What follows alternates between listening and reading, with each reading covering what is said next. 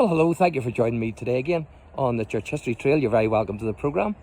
And where we find ourselves today is actually in Clifton Street Graveyard in Belfast. So it's great to get in here today. And Clifton Street Graveyard opened in 1797 and it was opened by the Belfast Charitable Society, or better known as the Poor House. Now, to combat the risk from body snatchers or resurrectionists, a wall was actually built around the graveyard, as you can see.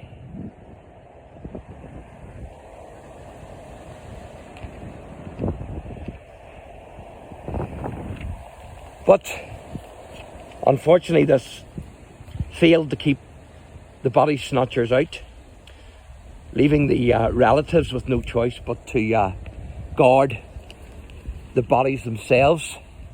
And of course that's why sometimes cages and mausoleums were built to protect the bodies.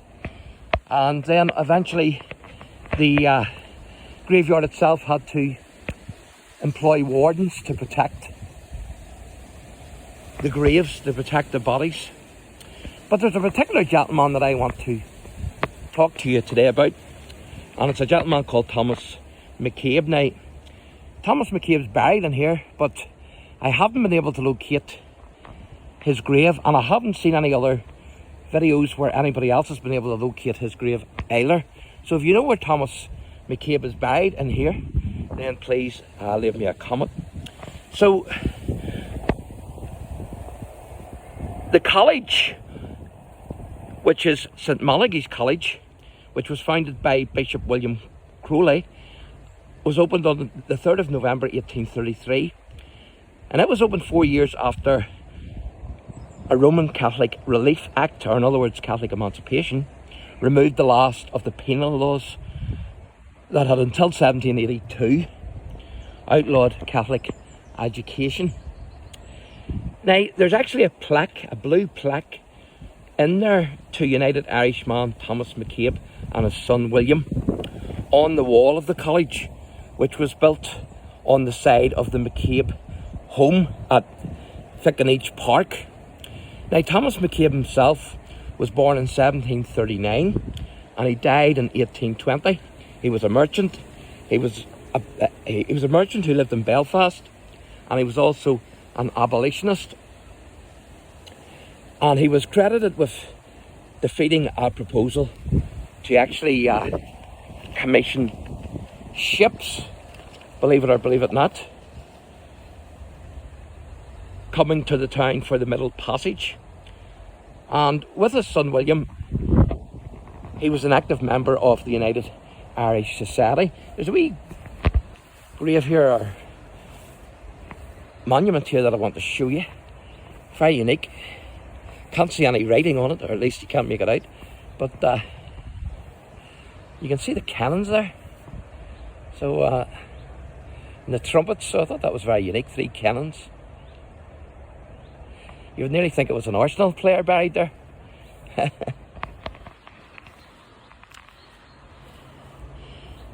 Now, Thomas himself was born in Lurgan, and he was involved in the cotton manufacture with the Joy and McCracken families.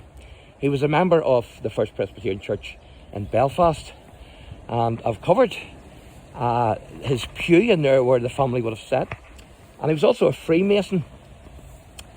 Now, Thomas was one of the founding members of the Belfast Charitable Society, Clifton House, Belfast in 1774, as I say, the Poor House.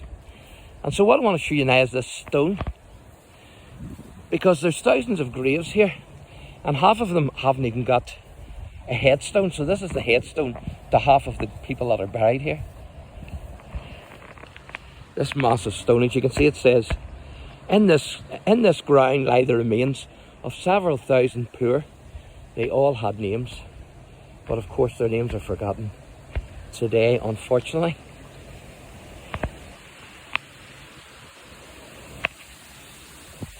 And just up ahead there as well, you can see a gravestone with a big hole in it.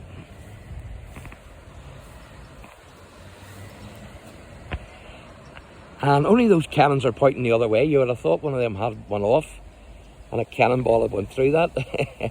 But I don't think so. I don't know how that happened.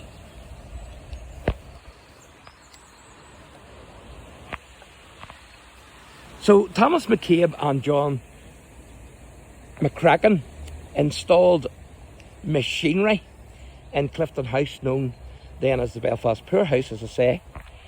And Thomas was a leading figure in, as I say, in the city's anti-slavery circle, who clouched routinely with the plans of Waddell Cunningham.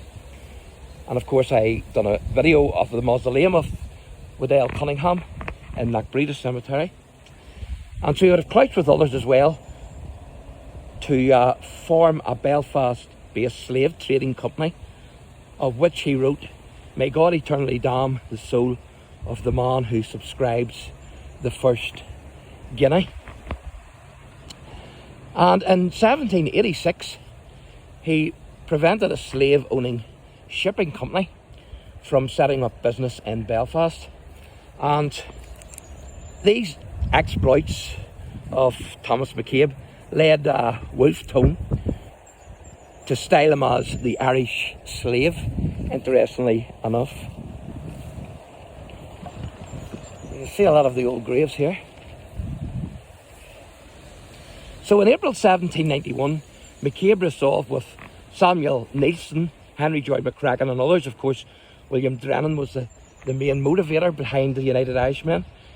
But they resolved to form ourselves into an association to unite all Irishmen, to pledge ourselves to our country, and by that cardinal union maintain the balance of patriotism so essential for the restoration and preservation of our liberty and the revival of our trade.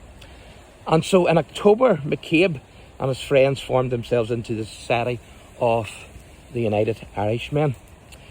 Now, at the age of 59 in 1798, the year of the rebellion, Thomas was too old to fight in the rebellion, although he had been involved in procuring arms and cannon that belonged to the Belfast volunteer companies for the United Irishmen.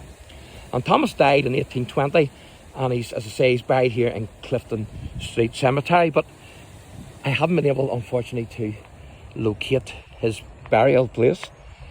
Now, McCabe's house and farm became a regular meeting place for the United Irishmen, and actually was attacked by dragoons in March 1793, so a number of years before the rebellion.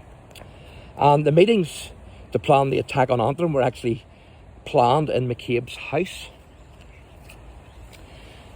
In April 1791, as I say, the United Irishmen were formed, and he's buried in this cemetery. It would be great if we could find that grave, but I don't know exactly where it is. But there you go. So thanks for watching, and God bless.